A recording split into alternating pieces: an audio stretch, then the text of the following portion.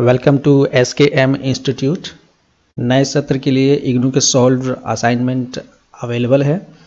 आप इस WhatsApp number पर कांटेक्ट कर सकते हैं सॉल्व असाइनमेंट्स के लिए, या आप डिस्क्रिप्शन में जो लिंक दिया गया है, चैट लिंक है, आप वहां से डायरेक्ट चैट कर सकते हैं। IAS फाउंडेशन प्रोग्राम के तहत जो इग्नू के स्टूडेंट्स हैं, BA विषय से संबंधित जो क्लासेस लिया गया था टीचमेंट ऐप पर, उन क्लासेस को मैं एडिट करके 1 बाय 1 यूट्यूब पर अपलोड कर रहा हूं, ताकि जो अदर स्टूडेंट्स हैं इग्नू के, वे इसका फ़ायदा ले सकें। कुछ स्टूडेंट्स को पता ही नहीं होता कि UPSC IAS PCS क्या है। मुख्य रूप से यह परीक्षा आर्ट्स के विषयों पर आधारित है। उन्हें स्कूल और कॉलेज के समय में ही इस परीक्षा की तैयारी धीरे धीरे शुरू कर देनी चाहिए। मेरे ये ऑनलाइन कोर्सेस हैं जिसके रजिस्ट्रेशन ओपन हो चुके हैं नेक्स्ट बैच के लिए। BHIC 101 इसकी क्लासेस ऑलरेडी जो चल रही है, तो उसी का ये सप्लीमेंट्री क्लासेस है। BHIC 102 ब्लॉक 1 आज हम स्टार्ट करेंगे।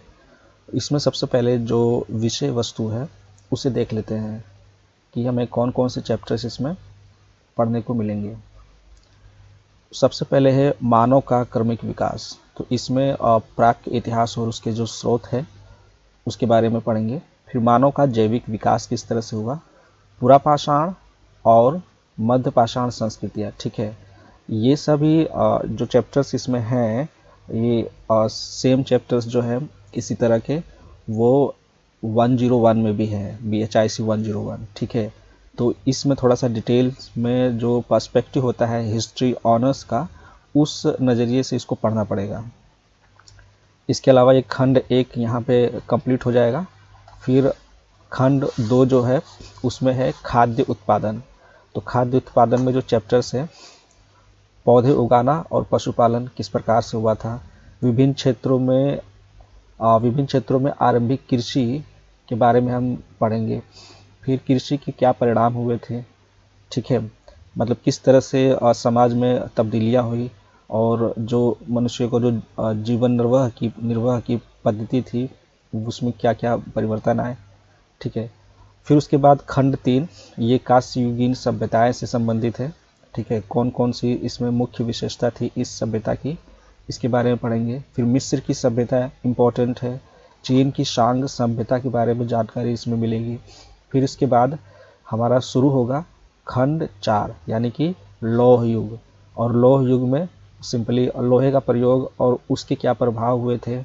मध्य और पश्चिम एशिया में खानाबदोश जो समूह थे उनके बारे में पढ़ना होगा। फिर उसके बाद खंड 5 शुरू होगा साम्राज्यों का गठन। इसमें जो असीरियन है और बेबीलोनियन है उनके बारे में हम पढ़ेंगे। फिर साम्राज्यों का गठन में सासनिद जो साम्राज्य था उसके बारे में पढ़ेंगे, ठीक है। फिर उसके बाद शुरू होगा खंड 6 यानी कि प्राचीन यूनान। तो ये बेसिकली चैप्टर जो है ये पूरा खंड यूनान को समर्पित है। तो यूनान में जो लोकतांत्रिक व्यवस्था थी, राज व्यवस्था, उसको समझेंगे।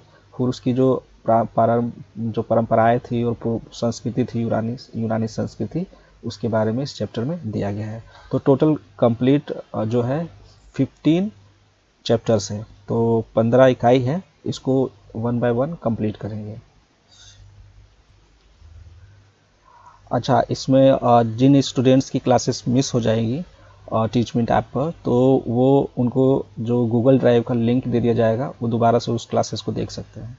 और इन फ्यूचर में इसको यूट्यूब पर भी इसके जो शॉर्ट्स हैं कट करके एडिट करके, तो उसे यूट्यूब पर भी अपलोड कर दूंगा ताकि आप रिवीजन कर सकें वहाँ से।